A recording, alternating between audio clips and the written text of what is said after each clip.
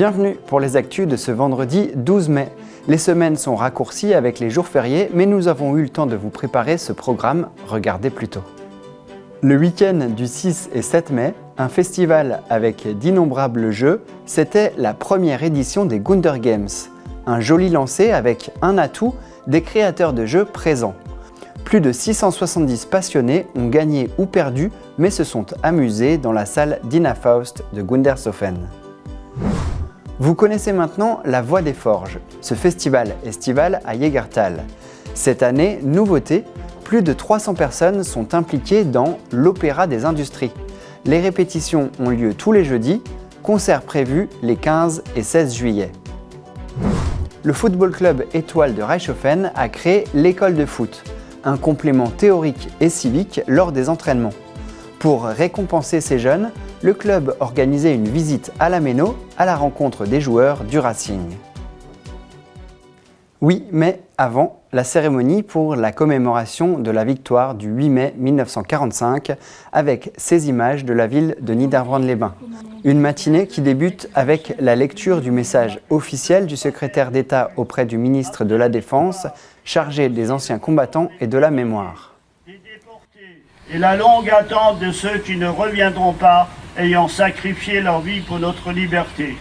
La musique municipale a joué les hymnes français et européens.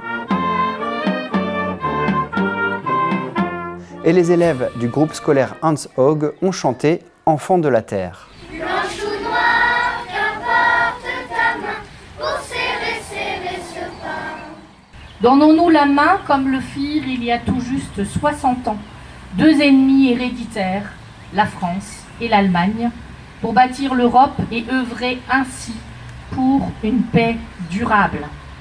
Anne Dillier, maire de la ville, et les représentants des délégations civiles, patriotiques, associatives ou militaires ont déposé une gerbe au pied du monument aux morts.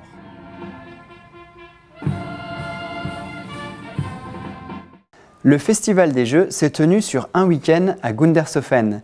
Et si les explications et les règles peuvent durer des heures, il y avait aussi des jeux plus rapides. Bref, il y en avait pour tous les goûts. Et ce n'est qu'une partie de ce qui fait le succès de cette première. Reportage de Lucas Knittel. À Gundershofen, le week-end dernier, la thématique était celle du jeu. Dans la salle d'Ina Faust les 6 et 7 mai, l'association À quoi qu'on joue a organisé la première édition de son festival, les Gunder Games. Et qui dit nouvel événement, dit nouvelle mascotte en 3 dimensions. Je vous présente Mipop, qui est la mascotte du festival. Donc, c'est un lapin Meeple. Donc voilà, c'est le lapin de Gundershofen, le Gunderhaus. Parce que déjà, c'est la forme d'un Meeple qui est vraiment le symbole du ludiste. Mais on a choisi donc la forme du lapin qui est le symbole de Gundershofen. Donc on a mixé les deux. Côté jeux de société, il y en a pour tous les goûts. Environ une centaine et de toutes les difficultés réparties dans différents secteurs.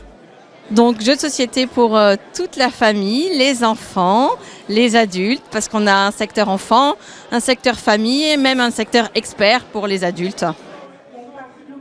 Certains se jouent rapidement et d'autres avec des parties pouvant durer 2 à 3 heures. Les plus compétiteurs sont aussi servis avec 3 tournois. Le public peut compter sur les bénévoles, environ une trentaine sur le festival, dont la moitié est là pour guider et donner les règles. 3 auteurs de jeux sont présents, Stéphane Feld, Fabien Marchal et Kevin Jost de Oberbronn. Kevin fait découvrir aux adultes et aux enfants les jeux sur lesquels il a travaillé. Certains ont nécessité 18 mois entre les premières idées et la boîte finale. Donc il y a 2 jeux pour enfants, Picnic et Soxy Monster, qui sont des jeux à partir de 3 et 4 ans. Et il y a aussi derrière, je me retourne, pour attraper la boîte, Secret Identity, qui est un jeu d'ambiance qui se joue de 3 à 8, où on va essayer de faire deviner des personnages avec des icônes. Il faut quand même un minimum de connaissance des personnages, parce que forcément, quand on utilise les icônes, on va essayer d'utiliser des références, des clins d'œil aux différents personnages. Donc ça demande quand même un peu de culture générale.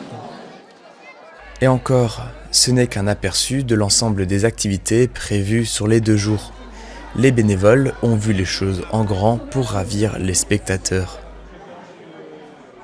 Alors on avait de la petite restauration qui était prévue, il y avait de la tombola qui était très vite sold out. On avait 2 boutiques, la cachette ludique de Petersbar, Fun Games de Vendenheim.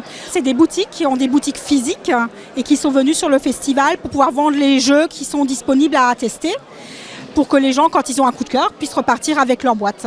On avait également 3D In Show qui proposait des petits objets en 3D qui accompagnent les jeux, qui agrémentent souvent les jeux.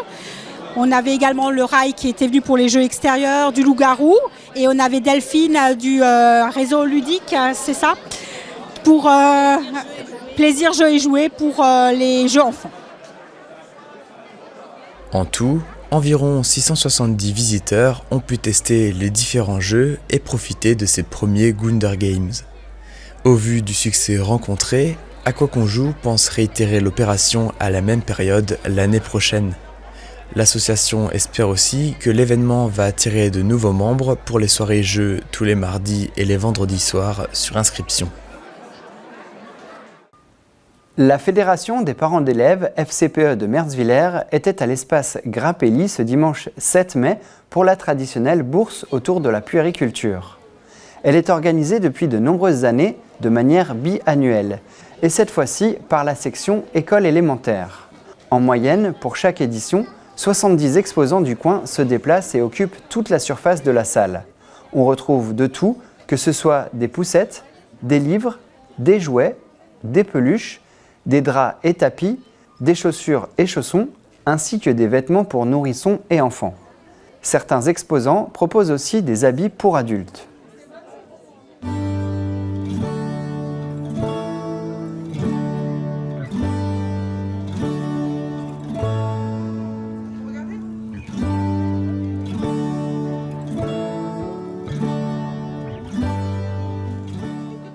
Après avoir fait de bonnes affaires, le public peut se restaurer à l'extérieur avec le stand tenu par le club de foot de Merzwiller. Pour celles et ceux qui n'ont pas pu se déplacer, pas de souci, la deuxième bourse de la FCPE en 2023 devrait se dérouler au début du mois d'octobre. L'association recrute, elle recherche des parents d'élèves et des bénévoles.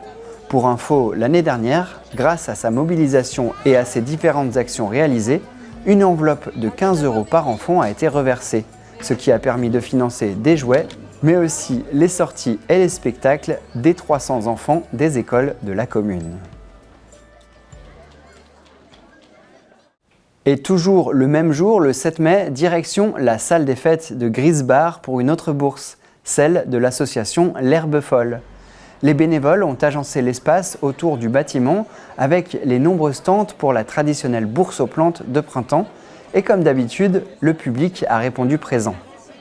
Les échanges fonctionnent sur le principe du troc. À l'accueil, les personnes présentent leurs cagettes et font estimer la valeur de leurs plantes. Après, elles se dirigent vers les tentes qui les intéressent pour récupérer d'autres variétés, que ce soit des arbustes, des vivaces, mais ce sont les aromates qui rencontrent toujours un franc succès.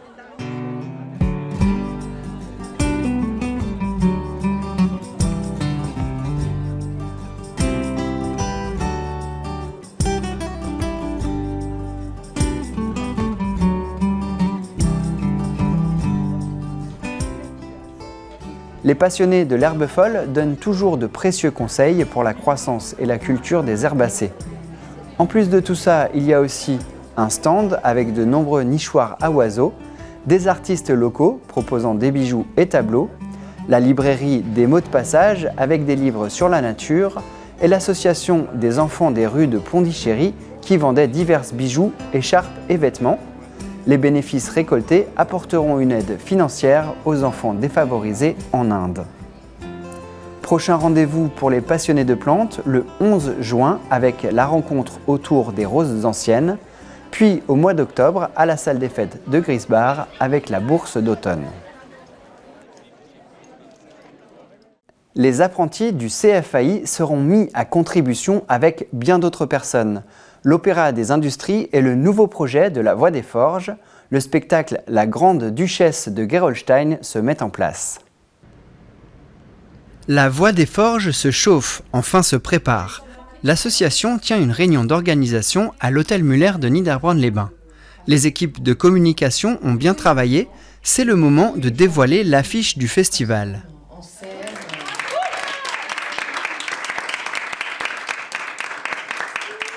Pas le temps d'admirer les personnages hauts en couleur, car nous sommes jeudi soir, et comme tous les jeudis, le cœur des industries répète. Direction la MMA.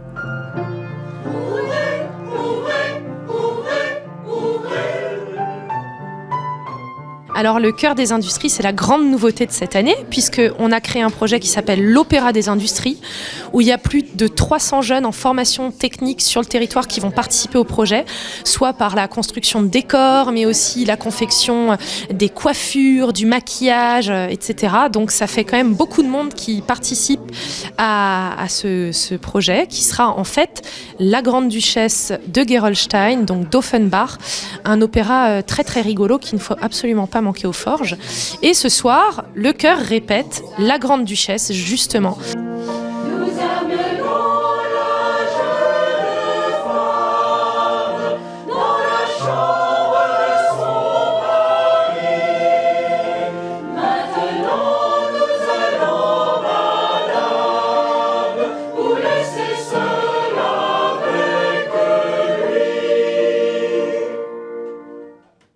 Les choristes apprennent la musique, mais aussi le déroulé de l'opéra.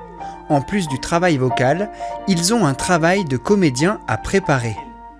Il y a beaucoup de passages qui sont entrecoupés en plus de passages de solistes, donc il faut comprendre que parfois, non, on chante pas, on s'arrête, il y a tel personnage qui intervient, etc. Donc c'est comprendre toute la structure de l'opéra et ce qui existe autour d'eux dans la pièce musicale. Et théâtrale aussi, puisqu'on est sur scène, et donc l'autre difficulté pour eux, c'est qu'ils vont devoir être complètement acteurs, se libérer de leur partition et jouer. Donc il y a tout ce travail de par cœur qui va être un gros challenge. Mais pas d'inquiétude, ils seront prêts. Ils répètent pour cela depuis le mois d'octobre. La Voix des Forges recherche toujours des bénévoles pour aider les soirs du 7, 9, 15 et 16 juillet. La billetterie en ligne pour les différents spectacles est ouverte sur le site lavoidesforges.com. Au foot et dans le sport en général, la vision du jeu ou la technique ne fait pas tout. À Reichshoffen, les jeunes apprennent l'esprit d'équipe et le fair-play dans l'école de foot. Dans ce reportage, nous suivrons aussi les footballeurs lors d'une visite à Strasbourg, au cœur du Racing. Le FCER, Football Club Étoile de Reichshoffen, a créé cette année un dispositif original. Des footballeurs en herbe avec des cahiers, c'est l'école de foot. Lors des entraînements, de petits groupes passent du terrain au clubhouse. Marie-André s'occupe d'eux pendant une petite demi-heure. Quelles sont les affaires essentielles? La gourde, ça c'est très important, oui. Elle sert à se désaltérer pendant les pauses ou voilà, d'accord? Au programme, l'histoire du club, les principes fondamentaux du football, mais aussi des dessins sur le foot, bien sûr. Disons qu'on a instauré cette école, c'est pour initier les jeunes aussi à la vie du club. C'est pas uniquement le foot en lui-même, c'est de leur apprendre la vie du club et l'historique du club aussi qui a 100 ans, 102 ans. Donc on parle un peu de tout, de la composition du club, des rôles de chacun. Mais on n'approfondit pas, c'est très superficiel. Mais les jeunes sont très intéressés et sont très vifs à poser des questions aussi. Voilà. Les tactiques de jeu, elles, ne sont pas évoquées, ça reste du domaine des entraîneurs. Le club diversifie les actions et se plie en 4 pour ceux qui représentent l'avenir. Et je leur explique aussi que c'est eux, sans ces jeunes, on a le FC Étoile de Reichshoffen n'a plus d'avenir, on va dire. Les dirigeants sont très actifs, ils ont instauré un partenariat avec le Racing Club de Strasbourg. Dans ce cadre, les jeunes footballeurs se rendent à l'Améno le jeudi 20 avril pour rencontrer leurs idoles. La journée débute avec une visite de l'Améno. Les enfants prennent place sur les bancs de touche et entrent dans la zone mixte entre les deux vestiaires. Quels sont les acteurs d'un match de foot? Parce qu'il n'y a pas que les joueurs, il y a beaucoup de monde qui circule autour d'un match de foot. À votre avis, il y a qui? Les entraîneurs. Alors, il y a des entraîneurs, donc le staff. Ensuite, ils participent à la création d'un tifo, c'est-à-dire à la préparation des drapeaux qui serviront au public dans le stade. Les jeunes assistent à l'entraînement des joueurs pros, Mais ce qu'ils attendent le plus, c'est de pouvoir échanger quelques mots et avoir un autographe des joueurs.